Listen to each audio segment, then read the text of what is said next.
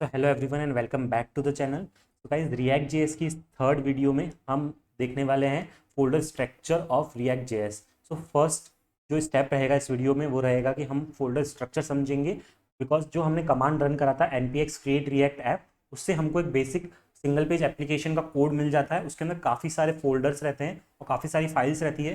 तो सबसे पहले हम उसको अंडरस्टैंड करेंगे, उसके बाद सेकंड स्टेप में हम एक इंटरव्यू क्वेश्चन देखेंगे जो कि बन सकता है इस इंपॉर्टेंट कंसेप्ट पे, जो कि है फोल्डर स्ट्रक्चर। तो अब हम मूव करते हैं अपने वीएस कोड में, जहाँ पे हमको काफ़ी सारी फोल्डर्स मिल चुके हैं।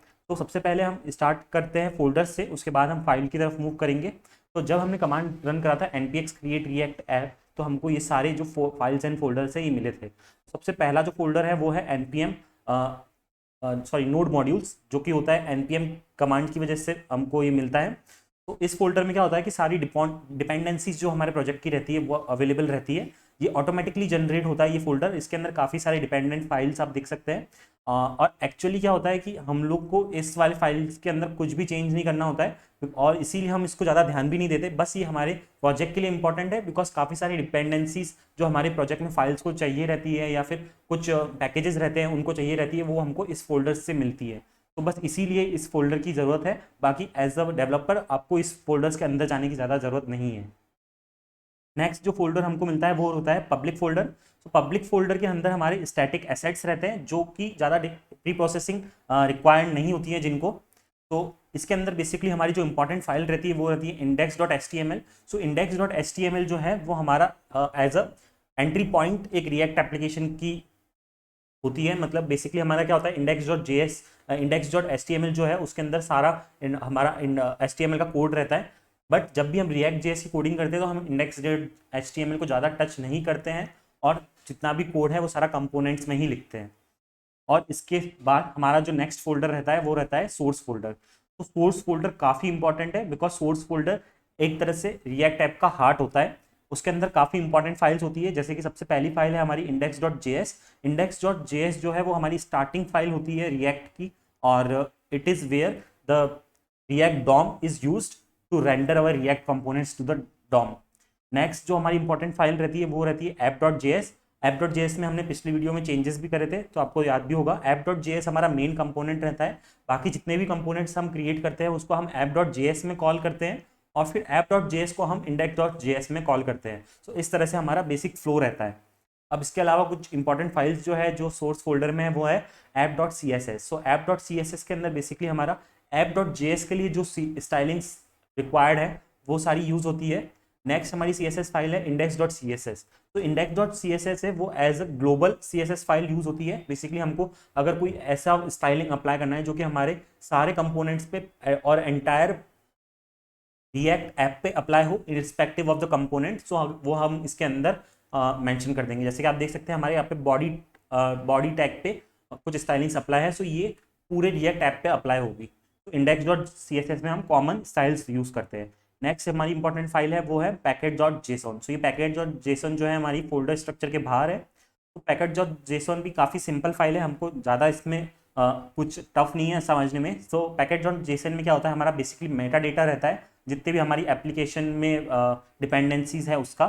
सो उसके अंदर क्या क्या डिटेल्स रहती है, सो डिटेल्स रहती है हमारी वर्जन, उनकी डिपेंडेंसीज और उनकी स्क्रिप्ट्स। सो जैसे कि हमने देखा था नोड मॉड्यूल्स में हमारी काफ़ी सारी डिपेंडेंसीज है। अब इन डिपेंडेंसीज का डेटा रहता है, जैसे कि कौन सी पर्टिकुलर डिपेंडेंसी है, उसका क्या वर्जन है, तो वो सब हमारा पैकेज.जेसन में रहता है। जैसे कि एक एग्जांपल देख सकते हैं आप, हमारा जो रिएक्ट है उसका वर्जन है 18.2.0। तो ये रिएक्ट हमारा इस नोड मॉड्यूल्स में प्रेजेंट होगा, बट उसका वर्जन की डिटेल्स हमको यहाँ पे मेंशन है। तो अगर हमको किसी के साथ अपना रिएक्ट प्रोजेक्ट शेयर करना है तो हम उसको पैकेज.जेसन फाइल सेंड कर सकते हैं, और उसको बता सकते हैं कि हमारे ऐप को रन करने के लिए क्या क्या डिपेंडेंसीज की रिक्वायरमेंट रहेगी। तो ये इंपॉर्टेंट फाइल रहती है पैकेज.जेसन। अब पैकेज लॉग.जेसन है वो भी सिमिलर ही है। सो पैकेज log.json जो है वो ऑटोमेटिक जनरेट होती है, और ये ट्रैक रखती है एग्जैक्ट वर्जन का, जो भी npm पैकेज जो भी इंस्टॉल होता है उसके लिए। तो it ensures consistent installation across different environments. तो बेसिकली पैकेज.json ही मेन इंपॉर्टेंट फाइल है जो कि आपको अभी के लिए एज अ बिगनर याद रखनी है। उसके अलावा कुछ बेसिक फाइल्स मिलेगी, जैसे कि आपको ये मिलेगी रिपोर्ट वेब वाइटल्स। तो ये अभी के लिए इंपॉर्टेंट नहीं है from the beginners perspective, but इसका काम क्या है मैं आपको एक बार बता देता हूँ. This file is use to report the performance metrics of your web app such as loading time and responsiveness.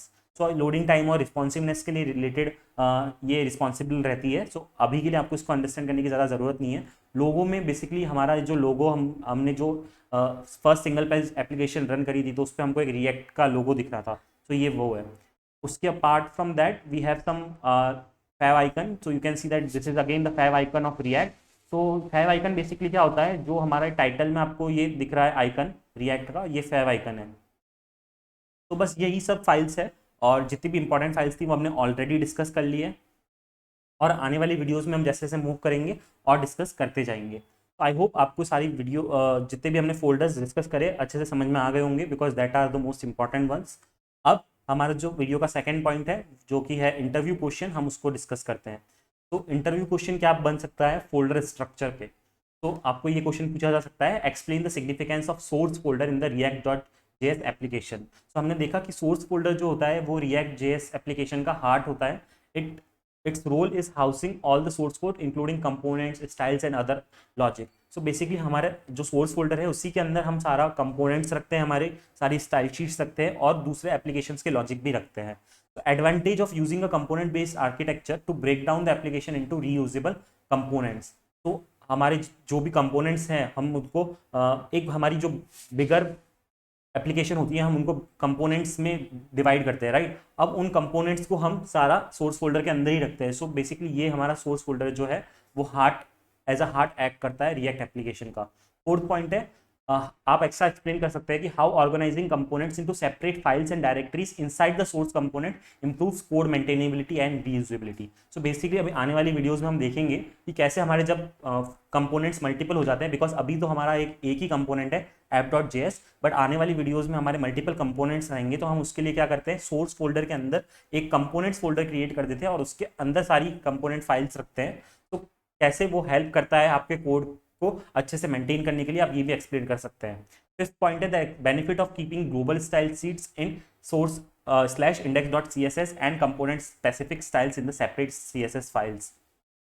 तो आपने देखा हम अपनी CSS की जो भी स्टाइलिंग फाइल्स होती है वो भी सारी सोर्स फोल्डर के अंदर रखते हैं, जैसे कि index.js जो कि एक ग्लोबल स्टाइल शीट है.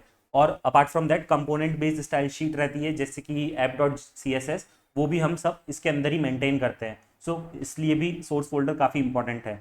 और लास्ट पॉइंट आप मेंशन कर देते हैं कि importance of following a clean and organised folder structure to avoid code clutter and facilitate team work. तो काफ़ी टाइम क्या होता है, डेवलपर्स काफ़ी अच्छा डेवलपमेंट करते हैं बट वो अपने कोड को काफ़ी अच्छे से मेंटेन नहीं कर पाते हैं. तो उसकी वजह से जो टीम वर्क होता है वो अच्छे से नहीं हो पाता है, बिकॉज दूसरे टीममेट्स को अच्छे से समझ में नहीं आता है कि क्या फोल्डर स्ट्रक्चर फॉलो करना है.